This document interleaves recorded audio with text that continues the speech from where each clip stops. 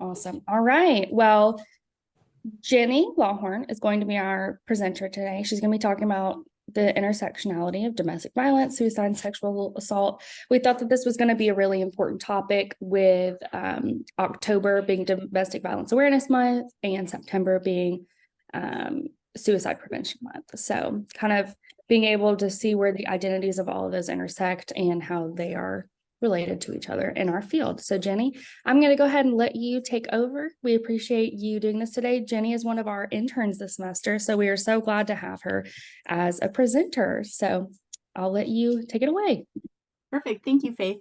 Hi, everyone. I'm Jenny Lawhorn. My pronouns are she, her, and hers, and I'm currently a student with the University of Louisville. I'm working to complete my master's degree in social work, and I'm going to talk to you today about the intersectionality of domestic violence, suicide, and sexual assault. So we can go ahead and continue on.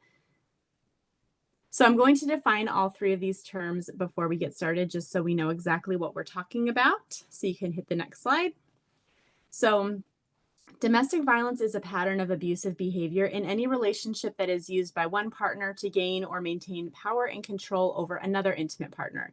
An intimate partner is key to this type of violence. This is not something that occurs between strangers. It is intimate partners. So that's something to remember. Okay, you can hit the next slide. So domestic violence includes actions or threats of actions or other patterns of behavior that influence another person within an intimate partner relationship. Next slide. And this includes physical, emotional, psychological, economic, and technological abuse. Next slide. So for physical abuse, this includes things like pushing, hitting, kicking, scratching, biting. You may see emotional and psychological abuse used interchangeably, and they are very similar, though experts do kind of agree that emotional abuse is just broader than psychological abuse. So psychological abuse fits under that umbrella of emotional abuse, but they are used interchangeably often. Emotional abuse includes threats to the partner or pets, jealousy, insults, that type of thing.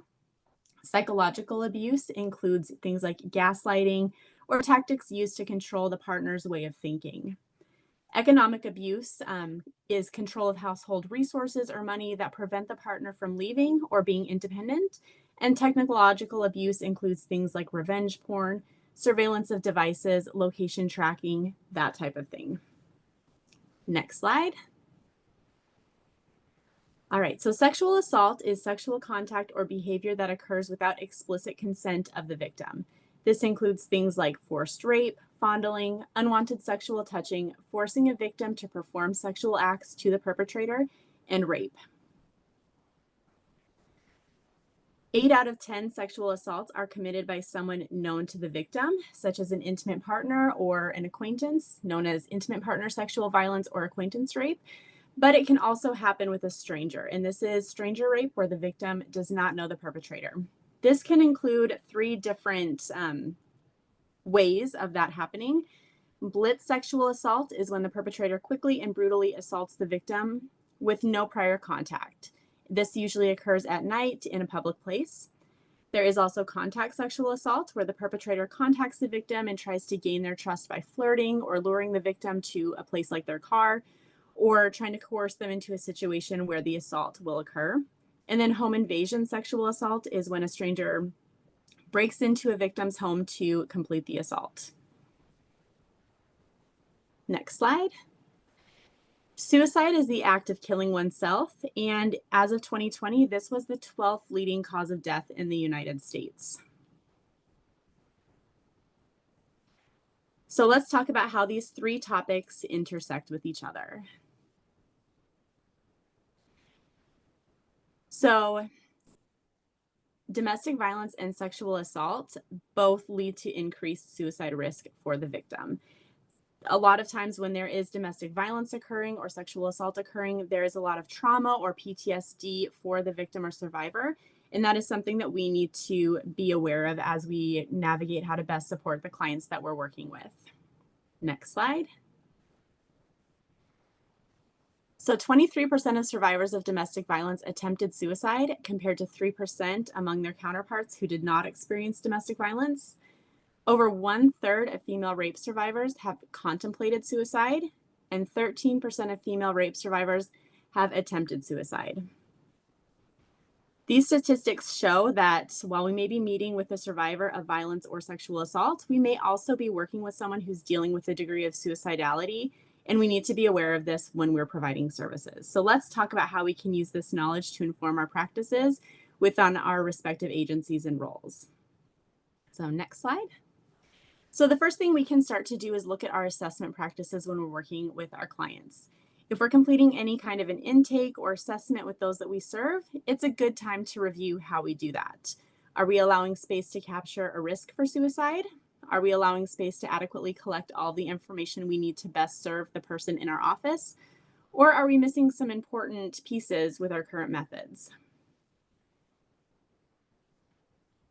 Going along with that, it's a good time to check on our agency policies and procedures.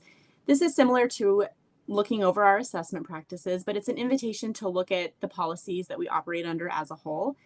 The shift away from trauma-focused care, or the view of what is wrong with you, over to trauma-informed care, or what happened to you, is something that you may have heard recently. To best serve all of the people who find their way to us, it's a really good idea to take some time to look over the policies and determine if there's room to adjust anything to better align with being trauma-informed versus trauma-centered. And also perhaps seeking out trainings related to being trauma-informed would be helpful as well. We should also be looking at our policies to see if there's any limitations to the service that we provide that we can repair. In our missions and descriptions, we want to be really clear about who we serve and who is welcome to receive services from us. If we're providing services to members of the BIPOC or LGBTQIA+ communities, we need to make sure that we're using language that is opening and welcoming to those individuals as well. And then going along with checking on our limitations within our agencies, we want to make sure that we are creating safe spaces for all of the clients that we serve. In my research for this, I saw where it was suggested that you introduce yourself using your pronouns, because that opens the door to allow the person that you're working with to use their own pronouns as well, where they may not feel comfortable doing that. But if they know that you're introducing yourself with your pronouns, that opens the door to gain their trust and build that relationship so you can best support them in their journey forward. Right. Next, we want to look at our resources. So we want to make sure that we are partnering with the appropriate agencies and resources in our areas. As we look at our own organization, we need to be aware of what gaps are present in the services that we can provide. No one agency can fill every single gap that is needed, but we do need to know what our resources are and who we can reach out to and partner with to ensure that all of the needs of our clients are being met well. So, for example, if we work with domestic violence survivors or sexual assault survivors, maybe we don't focus so much on suicide, but we know that that could definitely be a factor with our clients. So we need to be aware of who in our area can provide that service to our clients.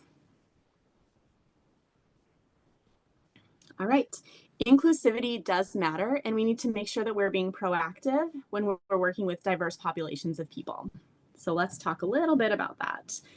So first of all, the BIPOC population has been and continues to be subjected to the impacts of racism and generational trauma, and they tend to have higher adverse childhood experiences, or ACEs, which could exacerbate any issues that they're presenting within our office should they be subjected to domestic violence, sexual assault, and/or suicide. It's really important that we actively seek out ways in which we can be anti-racist when understanding the impacts racism has on this community. Our clients are experts of their own lives and experiences, and we shouldn't try to generalize things we learn to each and every client. We need to just have that knowledge and that awareness and let the client tell us what their experience is so that we can assist them effectively. Next, the LGBTQIA community. Studies indicate that sexual violence may occur at higher rates for this group of people compared to their straight counterparts. 47% of transgender people are sexually assaulted at some point in their life. So we really want to be aware of that. It can be harder for this group of people to seek help as they've experienced a lot of discrimination and refusal in seeking services due to their identity. This is where it becomes really important to make sure that our agencies are clear about who is welcome to seek service from us. In working with these clients, we need to be aware that there may be potential barriers in seeking help. So if we're partnering with other agencies, we really want to make sure that our client feels comfortable and safe going to those other organizations to receive the services that they need.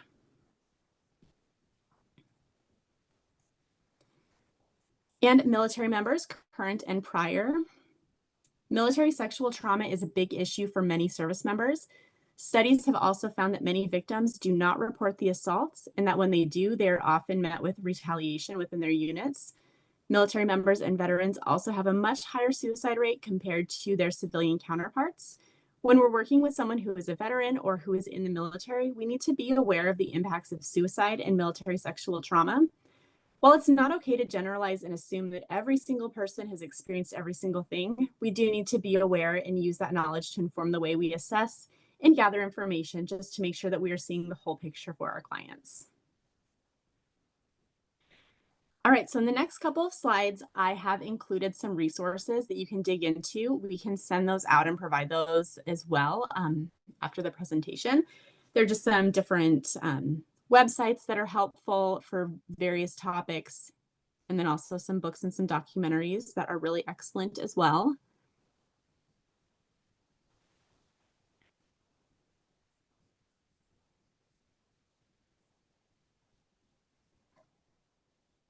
All right, does anyone have any questions or thoughts?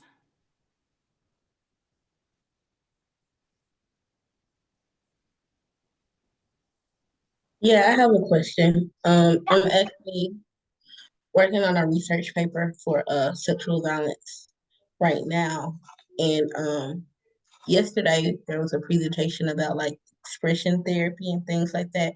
And I was just trying to understand like all the types of services that rape victims can have access to, because maybe just therapy may not be something for them. So like what are some other go-tos with helping them like on their healing journey? And Faith, this might be a really good question for you, since I know you do a lot of one-on-one. So I don't want to speak out of turn or give incorrect information there. Yeah, so I think that that's a really great question because up until recently, the helping services fields, we've all kind of stayed in our own lane, in our own sectors. And we're like, okay, this is what I do. This is what I'm focusing on. And I think now it's kind of switching to the mentality of it's important that we combat all of these issues because they're compounding one another, right? So I think that there are things we don't think about. So we have someone come in and they are a victim of sexual violence, right? That's what we work with. However, we don't know if they are eating. We don't know if they have a place to live. We don't know if they are in between psychiatrists, having issues getting therapy. So I think that now kind of looking more through that lens, it's more of a holistic, like, okay, let's outsource, let's resource in our area, and let's have these provisions and let's ask about these provisions, right? Because if someone's not eating and they're not sleeping, the last thing that they're really going to be wanting to do is taking care of their mental health or even having time to think about that, right? And that includes, the work that we do. So they're probably not going to give us a call back if they're too busy trying to figure out where they're going to sleep tonight, where their kid's going to sleep tonight. So I think kind of expanding our own viewpoints of what resources do and don't work and what is out there, I think is the most important thing, being able to have those community partners so that like, hey, this is the issue, who can I direct them to? Because we all can't provide everything, but if we work together, we can get people to the right places. So I hope that answers the question. It did.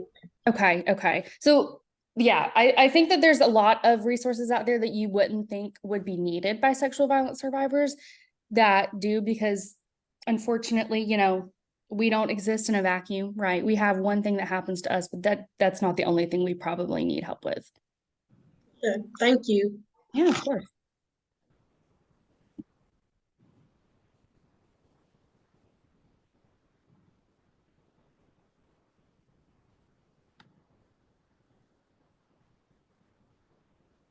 Just a sidebar. You did really great, Jenny.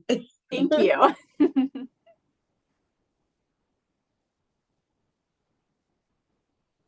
So I'll act as moderator here, Jenny. Tanya wants to know, where are some of the places that we do referrals to for free services or clients we serve? For example, counseling. For that, Do you want me to? Rape Counselors of East Alabama, us, we do counseling. Other areas in the community I'm not super familiar with. For anyone that comes in, as long as you're assessing if they have their basic needs met, housing, food, safety, all those good things, we'll kind of guide you in what you need to look for as far as resources. And from there, you kind of just become an explorer and look in your community for places that might fill those needs. For example, if they are struggling to pay an electric bill, maybe contact some churches in the area. Sometimes those are really good resources that people don't think about that can sometimes help with some of that stuff. So getting creative and calling around, asking, that can get you there for that. Sometimes your agency that you work with will have a resource guidebook that kind of guides you some resources that are used frequently. I know back in Montana where I worked at a nonprofit, they had a really robust binder of resources in the community that we would lean on a lot. And sometimes those resources know of other places that you can check into things. So really building your network and communicating, asking those questions, kind of thinking outside the box, that does a lot in helping your clients meet their needs so they can focus on healing from whatever they're going through, whatever trauma they're trying to work through. And I will say specifically for counseling referrals. So like Jenny said, Rape Counselors of East Alabama is fortunate enough to where we do have a grant that's able to fund free counseling for our victims. So we have an in-house counselor and they're able to provide that counseling, which, as anyone who's ever been to counseling or looked into counseling prices knows, that's huge because that can be very expensive. I know that there are other organizations within the state that do have that similar practice. Unfortunately, with the way our grants work, we're kind of confined to the counties that we do work with.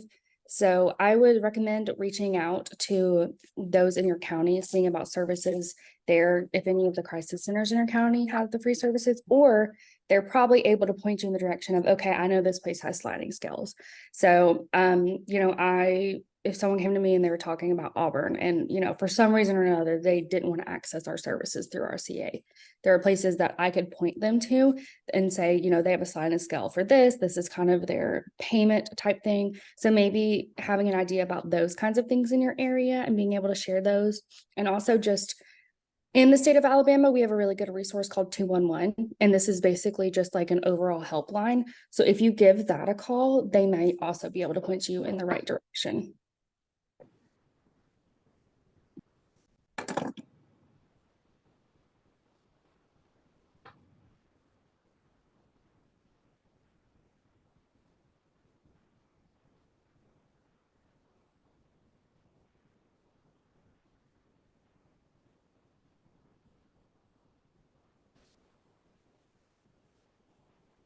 I have a question. When it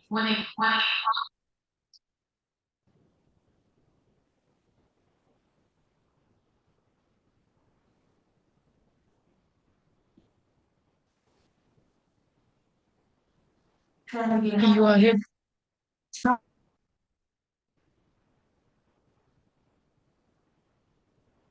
Michaela, it may be because a couple of y'all are in the same room together. So if everyone else will like turn down their volume so it's not projecting into the room or that sort of thing, you may be able to get it without that echo, because that happens sometimes. Or you can put it in the chat, whatever you're most comfortable with.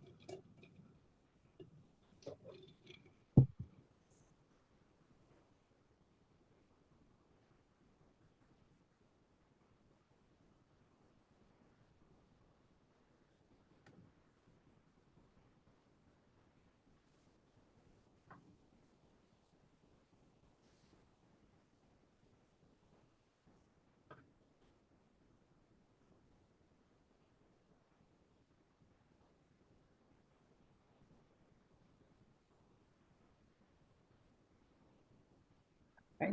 Jenny, so the question is, when a victim has requested crisis counseling, do they have a limited number of sessions that they can come in for, or is it as needed basis? I'm not sure. I'm going to defer to you on that.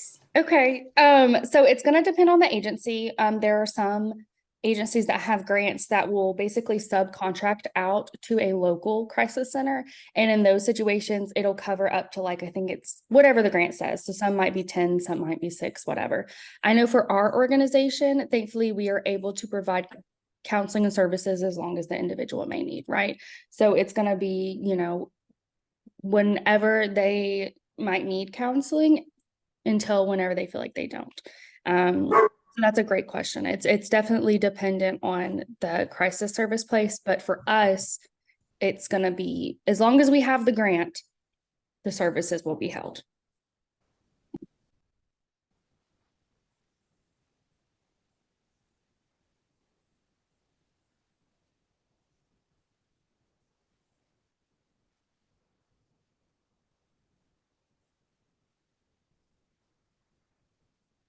All right. Well, I'm not seeing any more questions pop up in the chat. Of course, as always, if y'all do have any, you can reach out to me on that email that I sent the link in, and I can definitely forward those over to Jenny or, the appropriate person within our organization. So thank you all for joining us today and giving us your lunch hour. We always really appreciate to see people and get to see faces. I think that this is a very important topic, especially with, it being Domestic Violence Awareness Month next month and Suicide Prevention Month. So it's always important to think about the intersections in our practice because they really do exist, and making sure that we're aware of resources, areas in our community that help with that, because we don't want to be duplicating services. We want to be able to, pin people to the right places and get them there. So Jenny, I really appreciate you doing this. I'm gonna have to brag on her for a minute because we had someone or a couple people fall through. So she found out about this a week ago. That is why we were so last minute this month. So really appreciate you being able to do this, especially just as an intern. This has been awesome, and we've really appreciated you being able to help us out today. I know I really appreciate it. Not a problem. I enjoyed it. Thank you everyone for being here. Good. All right. Well, I'm going to go ahead and close out of the presentation. If anyone wants to stay on, ask any questions or anything like that, we'll stay on for a couple minutes. But outside of that, y'all are good to go and enjoy the rest of your lunch hour. Thank you for joining us. And we actually have a good bit of events coming up in the next couple of months. So please be on the lookout for those in your emails. Okay, I don't know if I have a question, more so a comment. Um, just with like things like the presentations and getting involved, how exactly do we determine what's priority and if we should jump on it? Because I saw a few things and I wanted to get on it, but then something came up. Like I went on vacation and totally shit everything out, honestly. But then it was like, I do want to participate. So like, how do I determine what's most important and I should be involved in it? That's a good question. I think maybe that's is your supervisor Amanda? Yeah. Okay, I would talk to her about that one and see what she wants you to prioritize. I think Okay. it's going to depend on what are you with an MSW program? Yes. Okay. And do you have a certain concentration or career interest? I want to be a therapist. Okay. So for you, and I need to add you to our to chat with Shayna and Jenny then, because we're trying to focus more on clinical stuff with those MSW interns when we Okay, that'll be great. yeah, because we're trying to get some things in the works for those to help them with those clinical hours. But I would ask Amanda, definitely, especially because you're in person, I would say number one priority is going to be trying to get in any victim service hours. So working directly with victims via hotline or hospital, I would say that that's going to be, priority of things that you want to do to try to get that experience. But outside of that, as things come up on our calendar, maybe if you have to choose between one or two things, go to her for guidance. But also, recognizing that at the end of the day, you need to tailor it to your experience. So if there was like two webinars and one was a clinical webinar and one was like more of an advocacy webinar, it may be more beneficial for you to attend the clinical webinar. So that's a good question. And also, you know, based on how many hours you need, how many hours you're doing, that'll probably help determine things too. Okay. Yeah, cause like y'all be busy in the group chat. We Like, do.